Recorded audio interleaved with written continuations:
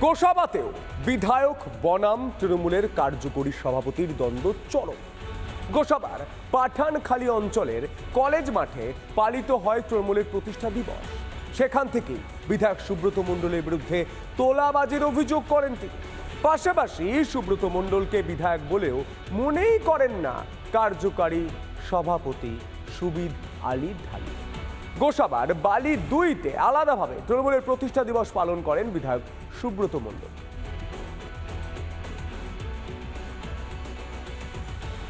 একজন বিধায়ক বালিয়ানের মতন জায়গায় 10,80,00,000 টাকা নিয়েছে। শুধু তাই না, রাঙাবেলিয়াতে ঠিক এইভাবে 1 কোটি টাকা নেওয়া হচ্ছে।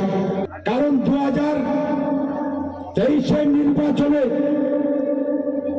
আর যাই হোক, সুব্রত মণ্ডলকে আমি তৃণমূল বলে মনে করি না।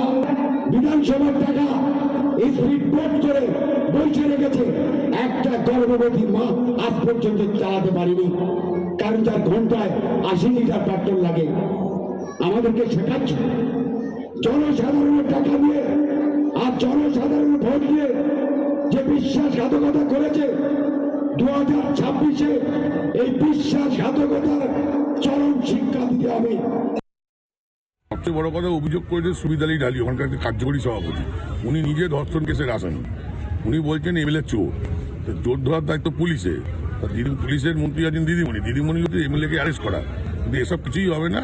তৃণমূলের গোষ্ঠীদ্বন্দ্ব দিন দিন বাড়বে। তৃণমূল মারবে, তৃণমূল মরবে।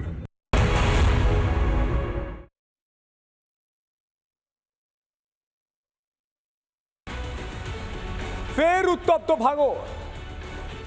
তৃণমূল আইএসএফের সংঘর্ষে নয়, মারছে তৃণমূল আর মরছেও তৃণমূল। আরাবুল আর শওকত গোষ্ঠীর সংঘর্ষে উত্তপ্ত ভাঙড়। তৃণমূলের প্রতিষ্ঠা দিবসে দুই গোষ্ঠীর সংঘর্ষে সমর্থকদের সংঘর্ষে উত্তপ্ত হলো ভাঙড়। পুলিশের সামনেই চলে হাতাহাতি। শাসক দলের কোন্দল থামাতে হিমশিম খায় পুলিশ। ঘটনায় একে অপরের উপর দোষ চাপিয়েছে আরাবুল ও শওকত। থানায় অভিযোগ দেয় তৃণমূল নেতা আরাবুল ইসলাম।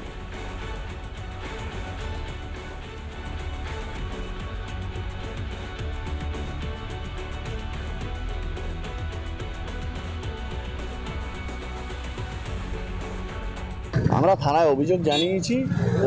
প্রশাসনের মতো ব্যবস্থা নেবে, এটা আমাদের দৃঢ় বিশ্বাস। আমরা প্রশাসনের শরণাপন্ন হয়েছি।